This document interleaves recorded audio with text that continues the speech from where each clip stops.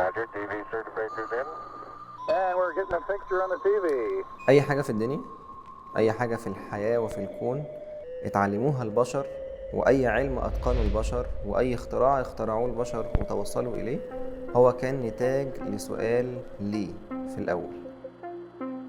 That's one small step for man. أنا عمر راشد، مدرس ساينس ومدرب ساينس برضو. اشتغلت في كذا مكان، في تعليم وتدريب الولاد على الساينس بكل بقى ما فيه، بكل ما فيه من تجربة وملاحظة. كنت مهتم ان الولد يفكر بالتفكير العلمي.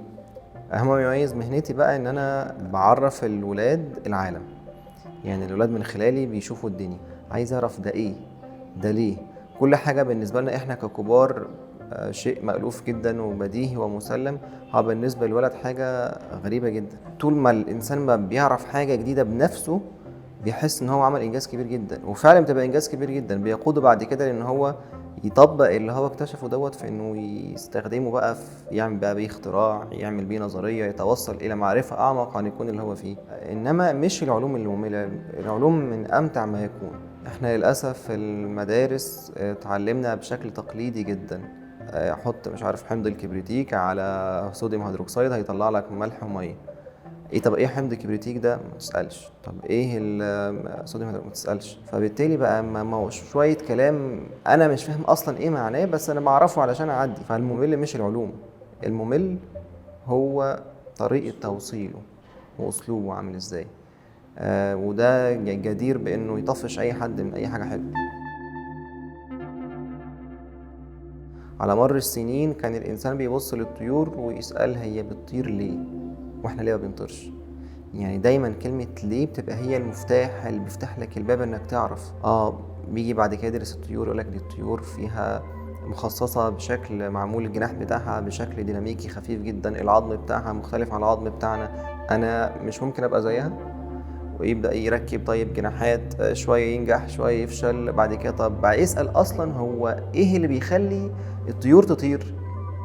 السؤال بتاع ليه دوت هو اللي خلاه بعد كده يوصل يقولك طب هو اصلا بيطير لان في قانون معين بتستخدمه الطيور في الطيران. طب ما نستخدم احنا القانون دوت. من هنا كان منشأ لعلم كبير قوي هو علم الايرونوتكس. يعني المثال دوت عشان يوضح لك انه بعد كده طلع اختراع الطياره اللي بعد كده فضل يترقى يترقى يترقى لحد ما عملنا الصاروخ، لحد ما اكتشفنا بيه الكواكب. كل العلوم المتراكمه ديت هي كانت نتيجه ايه؟ نتيجه ان احنا سالنا ليه. بعد ما خدت الساينس بقيت أحب أجرب حاجات كتيرة. الحاجة اللي عملناها وعجبتني جدا كانت مروحة. أنا ما بجيش عشان ألعب بس، أنا باجي عشان أستفيد برضو، ودايما بكون متشوقة يعني ومنبهرة. اول ما الطفل ينبهر بشيء وتلاقي كده لمعة في عينيه، ايه ده، حاجة جديدة، هي دي النقطة اللي فيها بيبقى في قمة فضول وتساؤل. وهو ده الهدف من اي تجربة علمية نعملها قدام الولاد، انه يتحول الانبهار ما يتوقفش.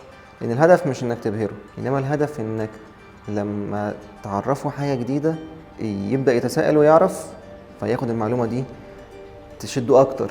بالشكل ده هيفضل الطفل دايما عنده الحماس وعنده الحافز انه دايما عايز يعرف. هدفي ان الولد من خلال طريقة تعليم الساينس يكتسب طريقة التفكير العلمي. الحاجة اللي تمر عليها ما يسكتش وخلاص. انا ممكن ولد ما يطلعش عالم، ومش بالضرورة يطلع عالم، ومش كل الناس هتطلع علماء، ولكن الساينس هيفيده في حياته كلها لما يتغرس في دماغه التفكير النقدي.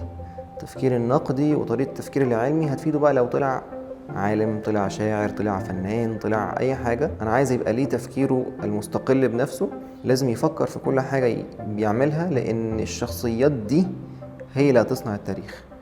الشخص اللي بيفكر في أي حاجة بيسمعها وأي حاجة بيعملها هم دول اللي بيصنعوا التاريخ.